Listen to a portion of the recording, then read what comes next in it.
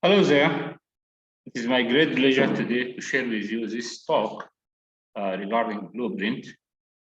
And without blueprint, you will never ever ensure the reliability and validity of your test. So always, your test should be reliable, should be valid, and then you can guarantee that your outcome will be fulfilled.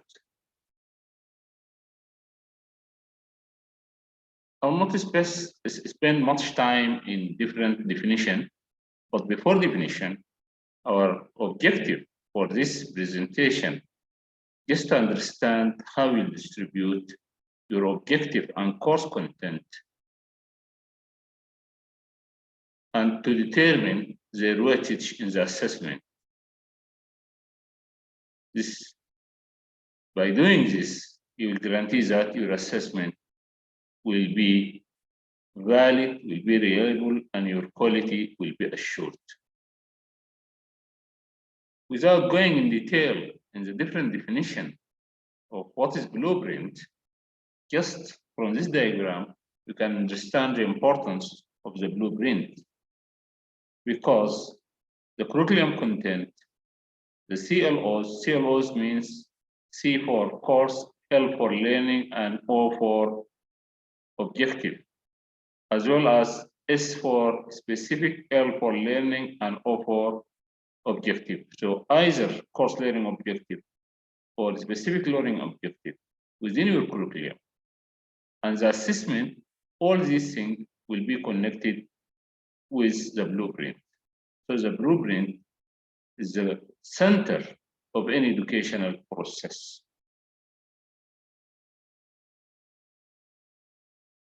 It is better always to look at your activity by criticizing and making analysis of your activities and doing your SWOT analysis, so that to look for the area for improvement. And if you have strengths, just to maintain it. If there is any need to develop the new need so as to overcome the weakness, which is a good area for improvement. Whenever you think of performing blueprint, certain rational question will cross our mind. What is the time devoted for learning, either as topic-wise or lecture or team-based or problem-based? What is the time spent? And also, what is the time devoted to teaching or to that topic in the curriculum? And how much students need to understand and digest this topic?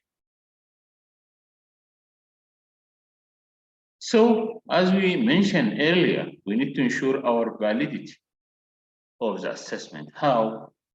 By ensuring appropriate and adequate representation of the content, the course content, and to avoid over representation or under representation. And to ensure good analysis, we need to make analysis of our results. Is it sounded? Do I achieve the goal? Is there any objective not well covered by the test, or the performance is poor or good in that objective? We need to make analysis, because the exam will not end by announcing the result to the student. It will start from there. When you announce the result, you need to criticize scientifically your results. Why it is like that? It's not enough to say that our result is showing or in harmony with the bell shape. No, we need to see if it is skewed to the left or the right and why it's skewed. And is the difficulty level fair? Many controversies surrounding this area. Some people, they just imagine that if the objectives are met, that is all. But to which extent the objectives are met? How many of the students they achieve this objective? All of them? if all of them they achieve that objective, is this means the exam is easy? If none of them achieve that objective for the performance, is that bad thing? Many factors surrounding this issue. So we need to make analysis. Why is this result like that? Why is it so easy? Is it optimum? Is it difficult? Provided that the objectives are met, and provided that there was alignment between the objective, the teaching, and the assessment itself. Is the assessment of that objective through MCQs or OSCE. Without providing a standard setting, the validity will not be maintained. Who should deserve to pass? Who should be a failure? Is it just absolute figure like 60% or 50%? We need to determine the standard setting by subject expert who knows the level of his student. It is not done by somebody who is coming from outside or external examiner. The subject expert or tutors should determine what is the level which could be considered as the cutoff for passing the exam.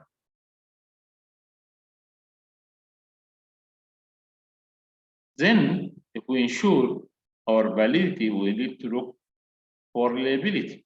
By the way, a valid test should be reliable also, but a reliable test might not be valid.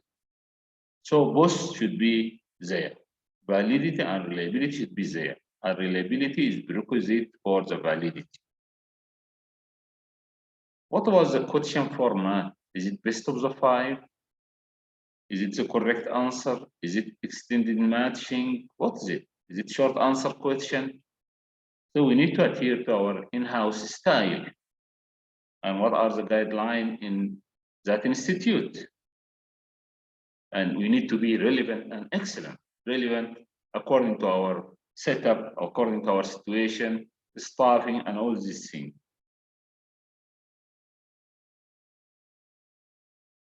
As I mentioned earlier, when we discuss validity, we need to have sounded results and comparable to other previous tests. Number of the item.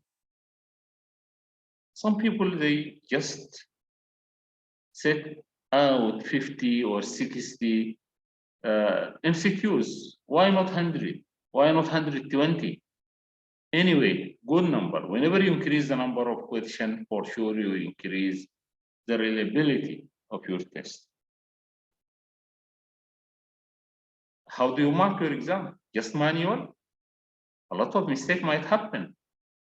Scanning will add much to the reliability through certain computer program and certain software. You will ensure scanning by scanner, which provide also psychometric analysis. Of course, language and avoidance of the flow should be considered to ensure your reliability.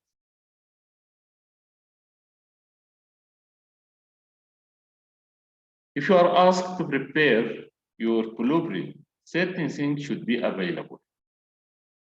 As we repeated every time and then to avoid over or under representation. What are these prerequisites? You need to know what are the intended learning outcome or outcomes. What are the theme or topic for that course? How much time for that course? How they teach? What are the teaching strategy? Is it through problem-based or team-based or what is the strategy adopted for traditional lecture or case-based learning? How you assess them? Through OSCE, through OSP, through MCQs? What is the tool of assessment you have in order to prepare your blueprint? So at the end of the day, when you have, as I repeated again and again, a valid and reliable blueprint, of course, all the competencies will be represented there. In communication, in commitment, in teamwork, in all these things.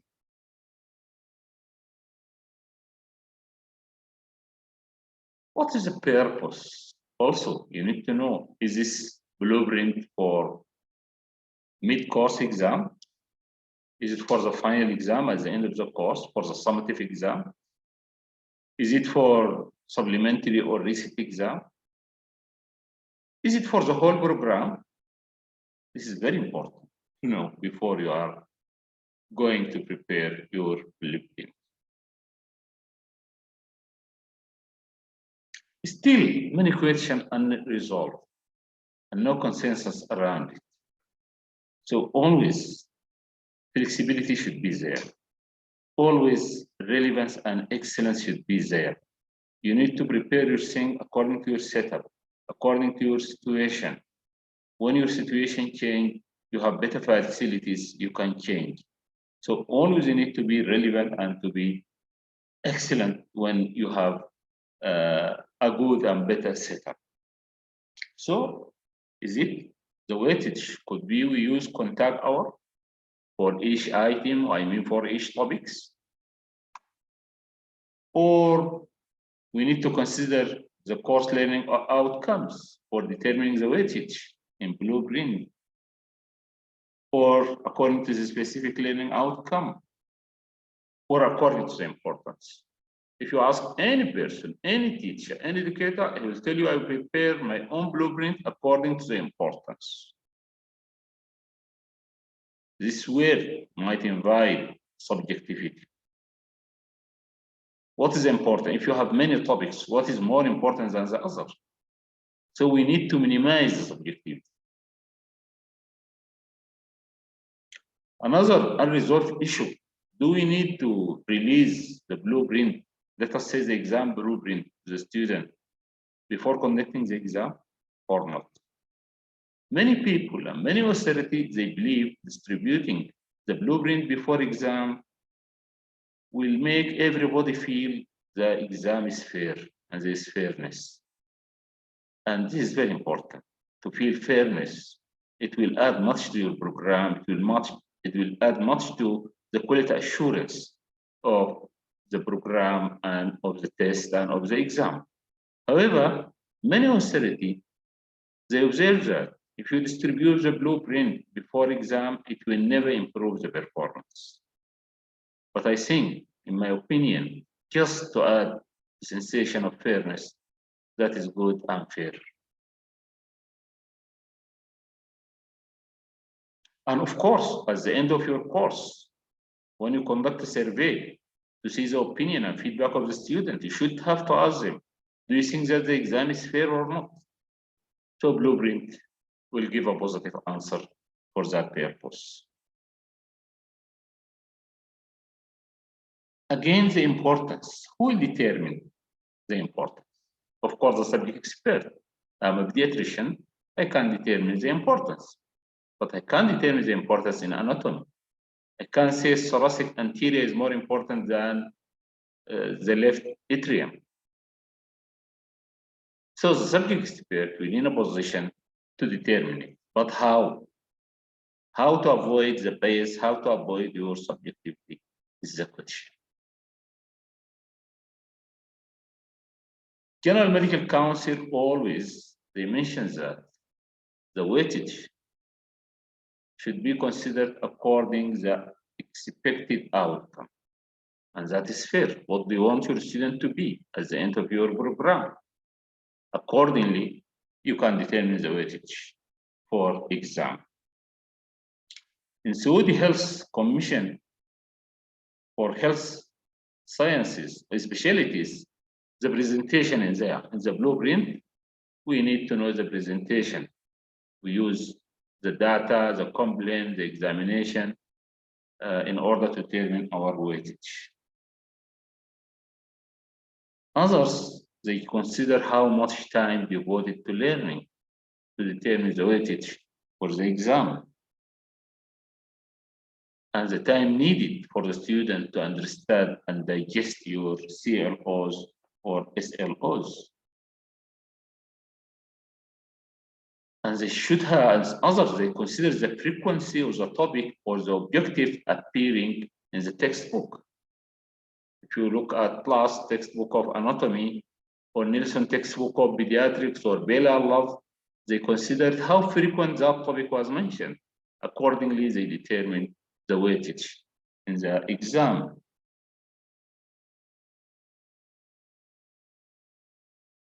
Other, they consider how far or to which extent that topic is related to other topic and connected to other topic. And accordingly, and subsequently, they determine their weightage. There is some consensus to avoid subjectivity, even by the subject expert, by multiplying the impact of the condition or the topic or the CLOs by its frequency. This will give you the importance. In many recent papers, they use this as a solution for determination of the importance. So if sickle cell anemia in that area is more than leishmaniasis, we need to know what is the impact of sickle cell anemia or leishmaniasis on your community. Is it life-threatening condition? And how frequent it is there? One, what is its prevalence? Multiplying this by that, it will give you the importance. It is not a conclusion, it is just a way or a method to minimize the subjectivity even of the subject expert. So working through importance is not an easy job. It needs some knowledge of the frequency of the condition among the community, from hospital data, from your observation, from your work in your clinic. It needs some prior knowledge. So it is not anybody can do it. And always question is there. Is this frequency and impact? It might be easy to apply for clinician, but how could we determine the impact of that topic and its frequency in anatomy or physiology or biochemistry? Always this question is there, and always there's an effort to solve it. So for preclinical, some authority for impact, they rate impact from 1 to 3. Either the topic is less important or very important.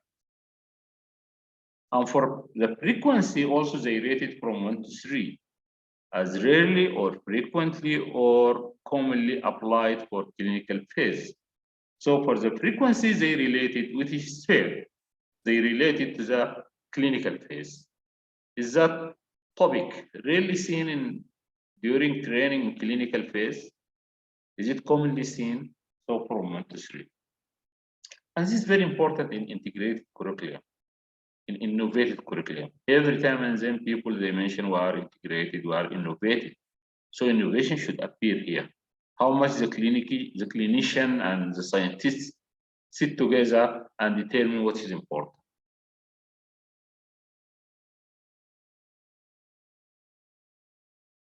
Also, one of the problems regarding this rating, some condition might have high impact, but less or low frequency, so might score less.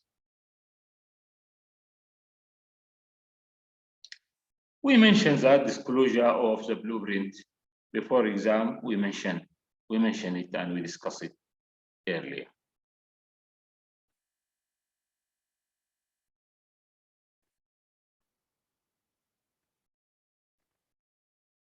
Again and again, this I'm going to repeat again. Important is not an easy job. Differ in pre-clinic and clinic. And for pre-clinic, some also rated, as I mentioned earlier, but just I repeat 1 to 3 as this important or very important. And for frequency, rarely seen, frequently seen, and commonly applied. And as we mentioned, for clinical, the job is more easy. Just I repeat what mentioned in the previous slide because to make it clear. And as we mentioned, the GMC, always the background of weightage is the outcome. I repeat it because it is very important to know what do you need from your student when he's a graduate. Just this for remind you, and then we're going to give example of contact hour for determining the weightage.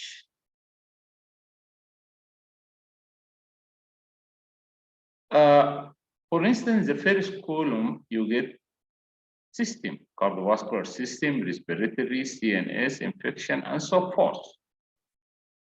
And then in that course, you have 100 contact hour, of which 15 hour for CVS, 25 for respiratory system, and so forth. So the weightage for CVS, which is only 15 hour out of 100 hour for that course, you will get it weigh only 15%. Now we finish, the job is finished. When we know the weightage, the job is finished. If that exam contains 60 MCQs, for CVS, 15% of the question should go to MCQs, which might be 9. As example, this is just like imaginary examples. And for the OSP, if we have 30 stations and cardiovascular system weightage is only 15%, it will going to have, we can determine how OSP station for that system as well as OSCE station. So this is very easy job, even didn't need any subject expert. If they told you what is the contact hour in that course, you can determine easily the job, and everybody can tell you how much MCQs or OSP or OSCE should go to different system. Equally, if you are going to use your SLO, specific learning objective for weightage, the same system, you get it in the first left column, and then you get 150 specific learning objective for cardiovascular system. And if you sum all of these SLOs, it will be 650. If cardiovascular system has 150 out of 650, the weightage of cardiovascular system will be 23.1. So out of 60 questions, you need to prepare 14 questions for cardiovascular system and 7 stations for OSP and 5 stations for OSCE.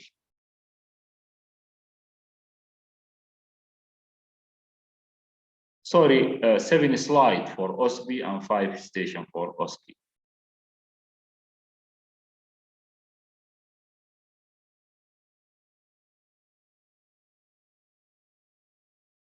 This slide, as before, but also for preclinic, for impact, some authority, they say that when it is good to know, give 1. What is desirable to know, give 2. What 1, it must be known, you need to give 3. And for the frequency, this is that determines the frequency from 1 to 3 according to the relationship with other topic clinically asked in previous exam and in future exam. The idea is not different from what we mentioned earlier.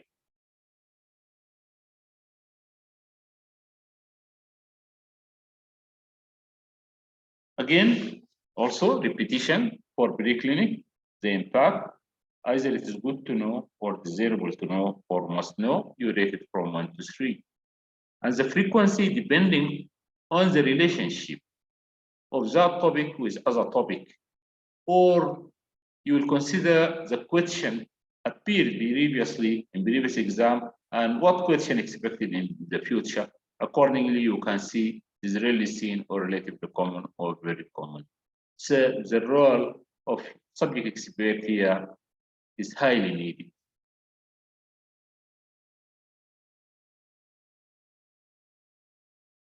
The job is very easy for clinical science. For me as a pediatrician, I can determine the impact of sickle cell anemia, whether it is, for instance, it is non-urgent, little prevention, or serious but not immediately threatening or life-threatening. If I have malaria, sickle cell anemia, cerebral palsy, and so forth, I know how to raise this from 1 to 3. From where this knowledge came, it came from previous knowledge from my work in the hospital, from my practice, from papers which you pass through it, an article, you can determine it. Still, subjectivity is there, but might be less. And of course, how the disease are frequent or rarely seen or relatively common or very common could be also determined by looking at hospital record and your experience.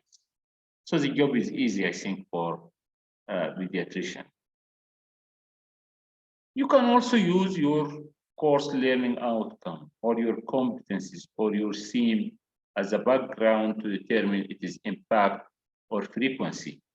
For instance, in this column, you will get course learning outcome. It is mentioned here, describe, outline, and so forth. This here is the impact of that outcome from 1 to 3, and here it is the frequency. And to know the importance, we will multiply the impact by frequency in this column.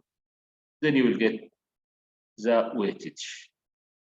When you get the weightage from 60 MCQ or 20 OSP or 10 OSP, you can determine for each CLOs how much question you will consider. Finally, you can put your blueprint in a detailed manner. For example, here are the number of CLOs, 1, 2, 3, 4, 5. Here is the weightage. You get the weightage of CLO number 1, for instance, 20. And in that exam, you have 60 MCQs. So 1/5 of the MCQs should go to this CLO. You will get it 12. The subject expert, he can decide 3 for knowledge, K for knowledge, 7 for understanding, U for understanding, 2 for application. Nobody will argue with you, you are a subject expert. Just as a medical educator or quality assurance, looking for quality of your exam, I want to know the weightage. Then I want to know how much question. Then you are the subject expert who will determine this. I will never argue with you. If you have 10 questions, short answer question, 1/5 for this CLO. And so you have 2 questions, 1 for knowledge and 1 for understanding. It is you as subject expert, you will determine. If you have 30 slides for your OSP and the weight of that SLO is 20%, so 1/5, 6 slide should be for OSP. Then you can determine 2 for data, 1 X-ray, 1 should be image, 1 should be diagram. I will just, as a quality person or medical educator, I want to know how much this 6 you calculated. Then how much here is your role. If we have OSCE, then we have 10 stations. And the weight or the weightage of that CLO is 20%.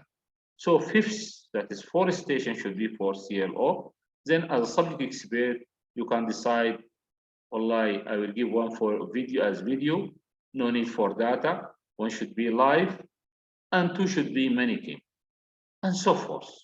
So always flexibility is there. And always you have a big role as subject expert to play. Then consensus in institutes is very important. They can provide a guideline. Within the guideline, you have a role for a subject expert to play. Moreover, we conduct a study before, and this study determined the difference. The question was, is there any difference between using importance or contact hour or CLO or SLO when you determine the weightage? In fact, there is no significant difference between all these. But of course, as instructor or tutor, you will get importance, will give you an area to apply what is documented there. Will give you a chance to interact with each other as integrated course, clinician and pre-clinician. Statistically, no significant difference. But practically, I'm sure a lot of advantage will be there. Importance method needs subject expert, use documented data because you need prior knowledge, and need much work and much effort, of course. Contact hour is very easy, no need for subject expert. In fact, subject expert should be there to provide you with the SLO or CLO, but if you provide it with this, everybody then can calculate it. I recommend any department, any personnel, any educator, every time and then try to provide a suggestion for the department for the blueprint. And blueprint should not be a constant every time, and then we need to revise it. Some lecture might be missed, some SLOs might be changed, some SLOs might be added. After you provide your course report at the end of your course, of course, a lot of change might be there. Subsequently, your blueprint could be changed. Some people, they implement Excel in preparing blueprint, and I'm sure this will add much to your blueprint. Home message, always there is a room of flexibility. We should not adhere to one process always. If we feel that process in determining the weightage is not providing advantage for my program, I might change it. So always flexibility should be there. And we should not forget importance contain two elements, the frequency and impact. Sometimes the impact might carry high score, 3, and the frequency might carry 1. So the result by multiplication might be only 3. So you need also to consider this and to play some flexibility in that issue. These some references, and one of these references our published work in method of blueprinting in pediatrics might be of help. Please always be relaxed. Spend time in relaxation. Will allow you to think more, to provide more positive things. Thank you very much for listening. And I'm ready to answer any question or any clarification. I'm ready. Thank you very much. Assalamu alaikum.